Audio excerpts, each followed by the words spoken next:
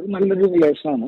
അതല്ലേ ജാവദേക്കർ വന്ന് തൃശ്ശൂർ സഹായം പകരം ലാവ്ലിൻ കേസ് കൺസീഡ് ചെയ്യാമെന്നും മറിച്ച് മറ്റ് കേസുകളെല്ലാം നമുക്ക് പിൻവലിക്കാനും കൂട്ടത്തിൽ വൈദേഹത്തിന്റെ കാര്യം പറഞ്ഞ പി പറഞ്ഞു. അന്ന് വൈദേഹത്തിന് ഒരു പരാതി കിട്ടിയിരിക്കുന്ന സമയമാണ്. അതെങ്ങനെ ജാവദേക്കർ കയ്യിലുണ്ടായിരുന്നു. അത് നിങ്ങൾ പറഞ്ഞു എന്നെ ബുദ്ധിമുട്ടിക്കണ്ട. പിന്നെ നമ്മൾ അന്വേഷിച്ചപ്പോൾ വൈദേഹത്തിനെതിരെ ED Kochi unit ECR register ചെയ്തിട്ടുണ്ട്. അതിനകത്ത് EP ഒന്നുമില്ല. കൂടിക്കാഴ്ചകളിൽ ജാവദേക്കറാണ് ഈ സംഭാഷണങ്ങളെല്ലാം തുടങ്ങിയത്. ജാവദേക്കറും EP ജയരാജനുമുള്ള കൂടിക്കാഴ്ചയെക്കുറിച്ച് നന്ദകുമാർ എന്ന് പറയുമ്പോഴത്തേക്ക് ഇതെല്ലാം നന്ദകുമാർ, അദ്ദേഹത്തിന് ആ പേര് വിളിക്കുന്നത് ഇഷ്ടമല്ല.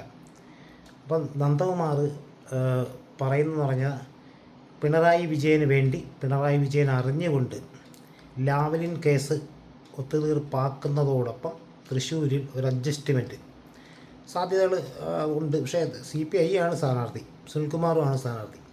തൃശ്ശൂരിൽ അഡ്ജസ്റ്റ്മെൻറ്റ് നടക്കില്ല എന്നുള്ളത് ഒരു ചെറിയ കൺഫ്യൂഷൻ. എങ്കിലും തൃശ്ശൂർ കൂടുതലായിട്ടും CPIക്കാരല്ലല്ലോ, CPM-മാരാണല്ലോ. അപ്പോൾ തൃശ്ശൂരിൽ BJP ജയിപ്പിച്ചാൽ, സുരേഷ് ഗോപി ജയിച്ചാൽ ലാവ്ലിൻ കേസ് ക്ലീൻ. അതുപോലെ പിണറായി വിജയനുള്ള പല കേസുകളും ED അന്വേഷണം നടക്കുന്ന പല കേസുകളും പക്കയാക്കി കൊടുക്കാം എന്നൊരു ആരോപണം ഇന്ന് ഉന്നയിച്ചിട്ടുണ്ട്. EP ജയരാജനാണ് അതിൻ്റെ കളികൾ. സംശയിക്കേണ്ട കാര്യങ്ങളുണ്ട്. കാരണം EP ജയരാജൻ നേരത്തെയും പല അഴിമതികളൊക്കെ നടത്തിയിട്ട് കമ്മ്യൂണിസ്റ്റ് പാർട്ടിയിൽ താക്കീത് പോലും ഇല്ലാത്തൊരു മനുഷ്യനാണ്. കമ്മ്യൂണിസ്റ്റ് പാർട്ടിയിൽ താക്കീതൊക്കെ ഉള്ള നടന്നിട്ടുള്ള വേറെ പലരുണ്ട്. ചെറിയ 5000 തുക വരെ വ്യത്യാസം കണ്ടപ്പം താക്കീത് കൊടുത്തല്ല സസ്പെൻഷനിലാക്കി ഡിസ്മിസ്സാക്കുന്നൊരവസ്ഥ പലരും പുറത്തായി നിൽക്കുകയാണ് ഇപ്പോഴും. അത് പേരൊന്നും ഞാൻ പറയുന്നില്ല. പക്ഷേ കമ്മ്യൂണിസ്റ്റ് പാർട്ടിയിലെ ഒരു തത്വം അനുസരിച്ചാണെങ്കിൽ EP ജയരാജൻ എന്നേ കൺവീനർ പോലും ആവാതെ മാറ്റി നിർത്തേണ്ട സമയം കഴിഞ്ഞു.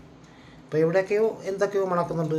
പിണറായി വിജയൻ്റെ കേസുകൾ പലതും കോൺഗ്രസ് ആരോപിക്കുന്ന പോലെ പക്കയാവാനായിട്ട് വേണ്ടി ഒത്താശ ചെയ്തു കൊടുത്തു.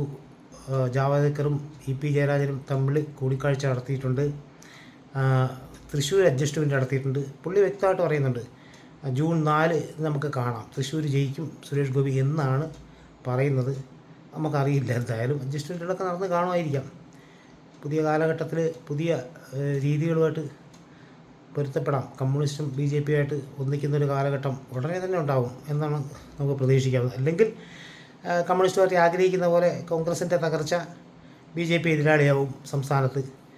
അങ്ങനെ വന്നാൽ ഈ പറഞ്ഞ കണക്ക് മുസ്ലിം വോട്ടുകൾ കൊണ്ട് കമ്മ്യൂണിസ്റ്റിന് നിലനിൽക്കാമെന്ന് കണക്കൂട്ടും. പക്ഷേ BJP-യുടെ കളി വേറെയാണ്. അത് മനസ്സിലാക്കാൻ കമ്മ്യൂണിസ്റ്റിന് ഒരു ജന്മം കൂടെ ജനിക്കണം. അത് കേന്ദ്രം കണക്കൂട്ടി കളിക്കുന്ന കളിയാണ്.